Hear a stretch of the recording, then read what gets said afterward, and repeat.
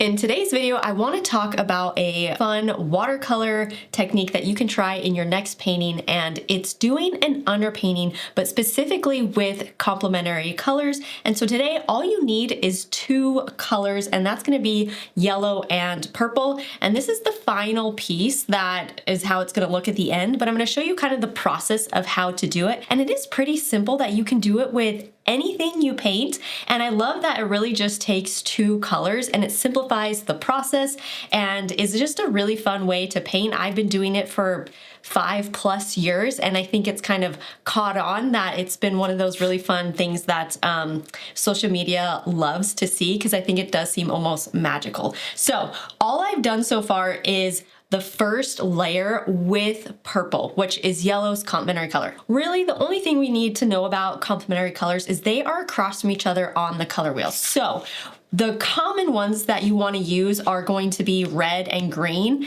and not the secondary or the tertiary colors where you have like red, violet, and yellow, green. Those would be a little bit harder to use. So I stick to using the primary colors and the secondary colors, which would be red and green, blue and orange, and then we have violet and yellow, or purple and yellow. And today, that's what we're going to be using is our purple and our yellow. So since they're across from each other on the color wheel, the complementary color part means really that they can complement each other nicely, whether they're next to each other, which is why you have Christmas colors, red and green, and they pair so well together, or you also can mix them and they actually make a really nice neutral when you mix them together. And so that's what I'm going to do with you right now. And so the palette I'm using today is Derwent's Inktense set, and I found that their purple and their yellow in this palette work really well together. So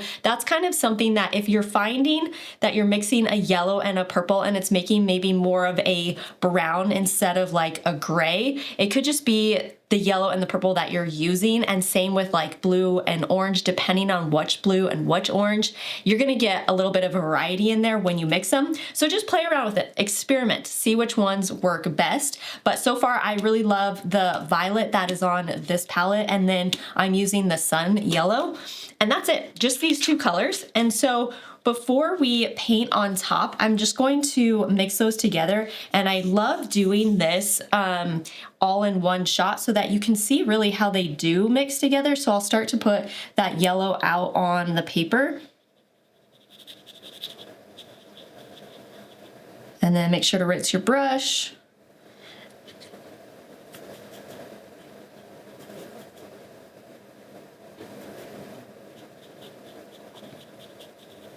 And you can see when they start to kind of mix in the middle right there, they make a really nice neutral color. And so the reason I love using complementary colors for an underpainting specifically for your shadows. And so what I've done so far on this painting is I've just put in where the shadows would be on this chair if my light source was coming from this direction. This is all the parts that would be in shadow, and I just did that with one pass on the chair. And then for the shadow on the ground, again, same color, but I just darkened the value slightly. So with the underpainting, I did have a little bit more water in my mixture on the chair, and then on the ground, I wanted it to be slightly darker, so use just a little bit less water.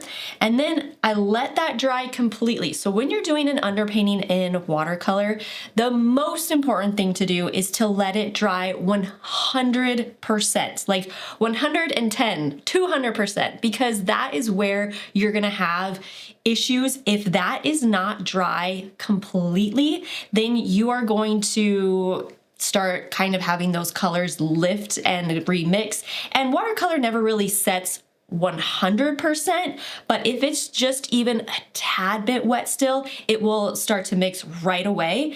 And once this is dry, 110%, then I can come back with my yellow and just apply one wash over the entire thing. Well, really, it's going to be a glaze at this point because I've painted some of this. But when I apply this yellow, you're going to see how quickly those beautiful purples on the chair are going to turn just into this neutral color. So then it makes a perfect shadow on this chair. And I just love the pairing of keeping the purple shadow on the ground purple, because again, complementary colors pair well just next to each other or mixing them. So you're kind of being able to have the best of both worlds doing it this way. And it's just a really fun way to start to practice using your complementary colors and to practice doing an underpainting. And so now at this point, all I'm doing is just laying that yellow on top. And so this is really just like a two-step process as far as layers. And really, yeah, the whole thing. I mean, look how cool that looks. Like, it's just, it's something that I started doing, like I said, 5-6 years ago, and it blew my mind, and it's just been one of my absolute favorite ways to paint with watercolor. Okay, now while this is still just a little bit wet, to get a little kind of form on here, I'm going to just lift slightly on this side of the chair, a little of that yellow off, just to look like the sun is kind of hitting it and having a little bit of a highlight. And then I can do the same thing with right here on this part of the chair.